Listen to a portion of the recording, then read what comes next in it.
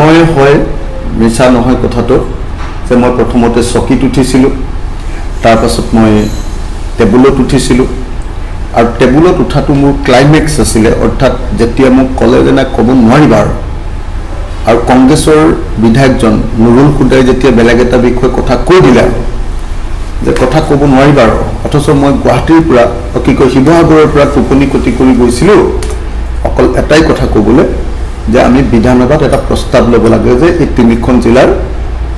বানপানী সমস্যাটো ৰাষ্ট্ৰীয় দুৰ্যোগ বুলি ঘোষণা কৰাব লাগে। কিন্তু মোক যেতিয়া ক'বলৈ নিদিয়াৰ কাৰণে মই প্ৰথমতে হাতযোৰ কৰিলোঁ, নমস্কাৰ কৰিলোঁ, সকলোকে সেৱা কৰিলোঁ, অধ্যক্ষ ডাঙৰীয়াক প্ৰথমতে নমস্কাৰ কৰিলোঁ, হাতযোৰ কৰি ক'লোঁ যে মোক দিয়ক, মই এফেক্টেড সমষ্টিৰ মানুহ হয়, নম্বৰ 1। তাৰপিছত মই সংসদীয় পৰিক্ৰমা মন্ত্ৰী পীযুষ হাজৰিকাক হাতযোৰ কৰিলোঁ, জীৱনত মই কেতিয়াও হাতযোৰ কৰা মানুহ নহয়। তাৰপিছত মই কংগ্ৰেছৰ বিধায়কবিলাকক হাতযোৰ কৰিলোঁ, বিজেপিৰ বিধায়কবিলাকক হাতযোৰ কৰিলোঁ যে মোক সুযোগ এটা দিয়ক, কোনো মোক সুযোগ নিদিলে। তেতিয়া মোৰ খং উঠি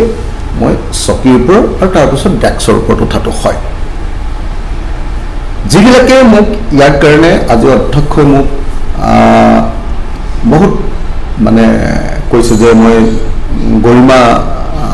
মানে নাইকিয়া কৰিলোঁ হেৰিয়াৰ সংসদৰ বিধানসভাৰ অনুপস্থিতিত আপোনাৰ বিষয়টো আলোচনা কৰিছে, হয়, মানে মোৰ গৰিমা নাইকিয়া কৰিলোঁ বুলি যিটো কৈছে, মই ভাবোঁ যে সদনৰ গৰিমাটো আমি ৰাখিব লাগিব, কিন্তু সদনৰ গৰিমাতকৈ মানুহৰ জীৱনৰ মূল্য অধিক, 1 নম্বৰ। 2 নম্বৰ, সদনত যদি মানুহৰ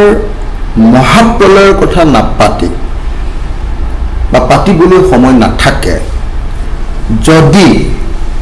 অন্য তাতকৈ লেচাৰ ইম্পৰ্টেণ্ট বিষয়বিলাকক গুৰুত্ব দি এই বিষয়টোক আওকাণ কৰে, তেতিয়াহ'লে ভুক্তভোগী MLA হিচাপে,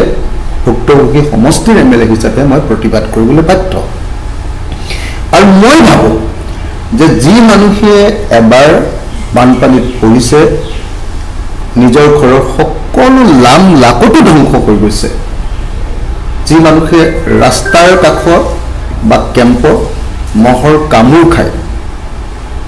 ঘৰৰ পৰা ওলাই গৈ আশ্ৰয় শিবিৰ বা ৰাস্তাত শুবলগীয়া হৈছে বা থিয় হৈ থাকি মহৰ কামোৰ খাবলগীয়া হৈছে, টুপনিবলগীয়া হৈছে, আৰু নিজৰ সৰ্বস্ব হেৰুৱাৰ কাৰণে গোটেই পৰিয়ালটোৰ কান্দোনৰ মাজত থাকিবলগীয়া হৈছে, বা কোনোবাই বোকাৰ মাজত থাকিবলগীয়া হৈছে, কোনোবাই নিজৰ সন্মুখত মৃতদেহ দেখিছে, নিজৰ সন্মুখত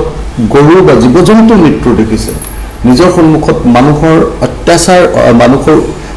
একদম অৱস্থা বেয়াটো দেখিছে। মই ভাবোঁ যে তেনেকুৱা কোনো মানুহে এই পৰিস্থিতিত খং নকৰাকৈ থাকিব নোৱাৰে। যিসকলে এইটো বস্তু উপলব্ধি নকৰে সেইসকলৰ কাৰণে মোৰ প্ৰতিবাদটো বহুত বেয়া কথা, কিন্তু যিসকলে উপলব্ধি